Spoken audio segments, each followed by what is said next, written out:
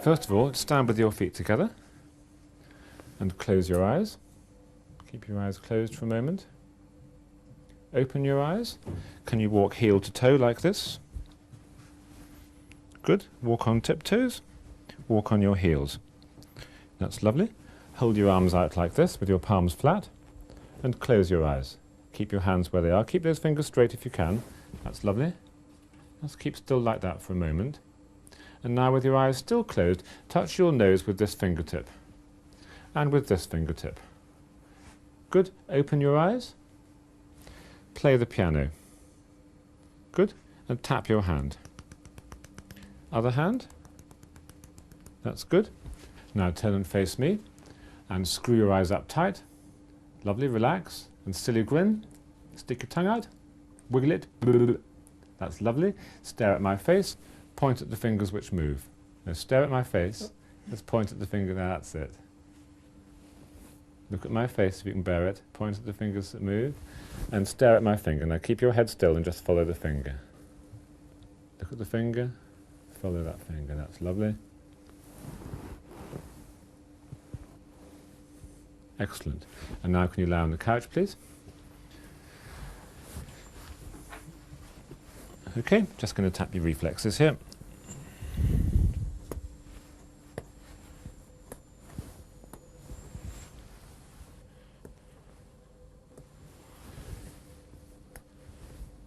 Going to scratch your foot. You won't like this. And again, lovely, isn't it?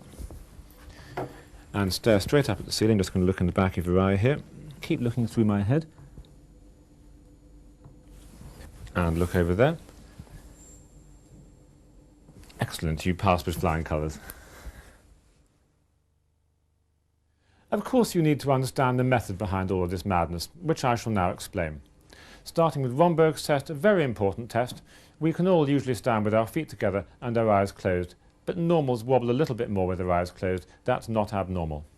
Some people are very anxious when doing Romberg's test and are all over the place. That can be non-organic, and you'll pick those patients up when you try and get them to do tandem gait. And having wobbled everywhere with Romberg's test, then when they do tandem gait, no problem at all. Look, even with my hands in my pockets, I'm walking backwards. While in the Ministry of Silly Walks, the patients should be asked to walk on their heels and on their toes, which is a very quick and useful test of the power of dorsiflexion and plantarflexion.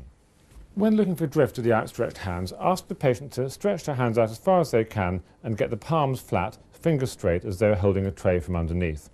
Once the patient's got the message, close their eyes, and in normals the hands should stay in the same place.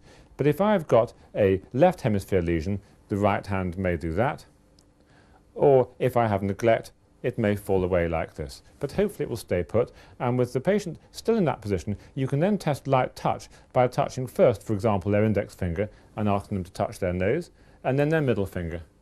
So you've tested light touch and a finger-nose test. Testing rapid tapping movements is a very useful screen for ataxia, and if you're concerned, you can make the patient do it in a more difficult way, like that.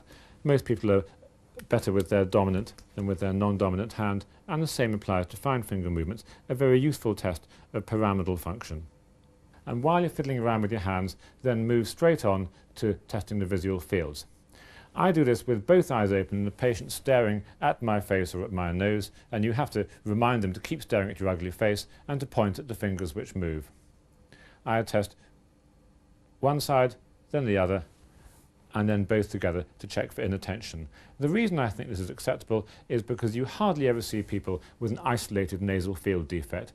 Important visual field defects always involve one or other temporal fields, and of course if there's an abnormality, then you'll want to go on to test in more detail, perhaps with a red pin. After that, one moves on to looking at the face, get the patient to screw their eyes up tight, check they can bury their eyelashes. When they open their eyes, check and see that the pupils come down nicely to light, and while you're looking at the eyes and pupils, have a quick squint to see if they have Horner's syndrome, which is most easily recognised by looking for the quizzically raised eyebrow, more wrinkles on that side. Then you focus in and look and see if they've got a droopy eyelid. And of course the small pupil is much better seen in the half dark than in full light. Then onto the lower face, silly grin, should be nice and symmetrical, and rapid tongue movements, tongue out, like that. Patients usually find that relatively entertaining, except for the ones with a pseudo-bulbar palsy, tongue movement. It doesn't do what it's told. After that, It's onto the couch for the tendon reflexes and fundoscopy, about which you need no instruction, although if you feel unhappy about them, it's simply a matter of practice. While the patient's on the couch, of course you'll check the blood pressure, and in older people with headaches, you will probably want to screen for primary neoplasm, palpate the breasts, abdomen, examine the chest, and then you're done. Many doctors find a neurological examination challenging, sometimes so frightening that they just don't do it at all. Perhaps one should just take a brain scan and have done with it, but the examination is helpful and is easy to do, can be completed in just a couple of minutes in primary care. What I'm about to show you was developed in order to screen patients with headache, but it can be used for any other potential central nervous system disorder, fatigue maybe, funny turns, dizziness. The key thing about the examination here is that it's done mostly with the patient standing up. You can get a lot done standing up.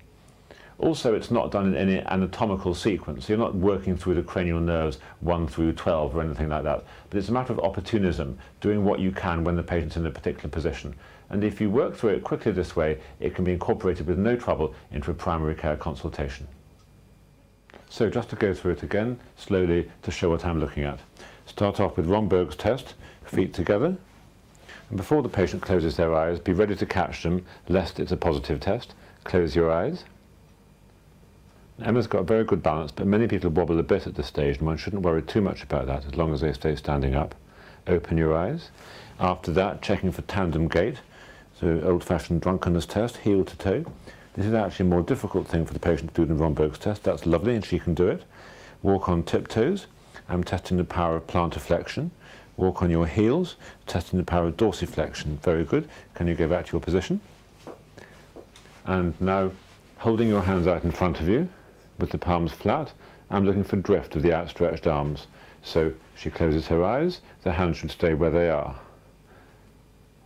But looking at me, this patient has a problem with the left side of the brain. This patient has inattention. Then, when she's completed the task, her hands are still there because she's normal, her eyes are closed, and I sneakily test light touch. So, with your eyes closed, touch your nose with this fingertip. That's very good, and with this one. So without faffing about and saying, I'm going to test sensation now, I know which finger, that she's been able to feel which finger I've tested, because that's the one that went to the nose. After that, play the piano, looking for skill of fine finger movements impaired in upper motor neuron lesions and in Parkinson's disease. Tap the hand, looking for cerebellar disorder. You can do it like that to be clever, but it doesn't really need to be done in most patients. After that, I'm done with the hands.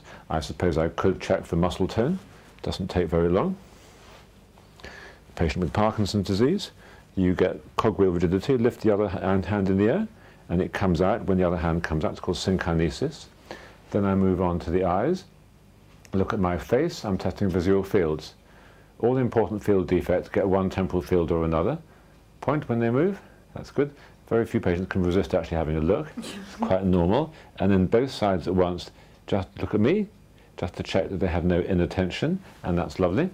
Don't worry about the nasal field if you're screening normal people. After that, eye movements. Follow the finger. Now you may think you're looking for third, fourth and sixth nerve palsies, which one doesn't very often see in real life. Certainly not a fourth nerve palsy. But someone with a problem with the back of the brain, when they follow the finger that's moving smoothly, the eyes go doink, doink, doink, doink. If the patient's following, doink, doink, doink, doink. Jerky eye movements, rather than being lovely and smooth like in this normal patient. People with hydrocephalus or mass lesions may have impairment of upgaze. Fortunately, Emma does not. And look down. Older people sometimes lose upgaze. That's very good. Now, screw your eyes up tight. So she's burying her eyelashes on both sides. That's very good. Open your eyes and grin. That's very good. She has no facial weakness. Stick your tongue out. Lovely. The tongue is central. No problem at all there. And after that, we move to the couch to do tendon reflexes and fundoscopy, which I think need no explanation. Look straight up, please. I'm going to look in the back of your eye. And turn your head to the right. Look over here.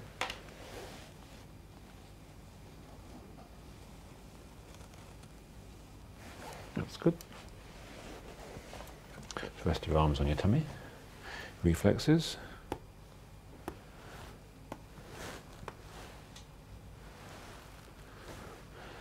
Let your legs go floppy and let me lift them up.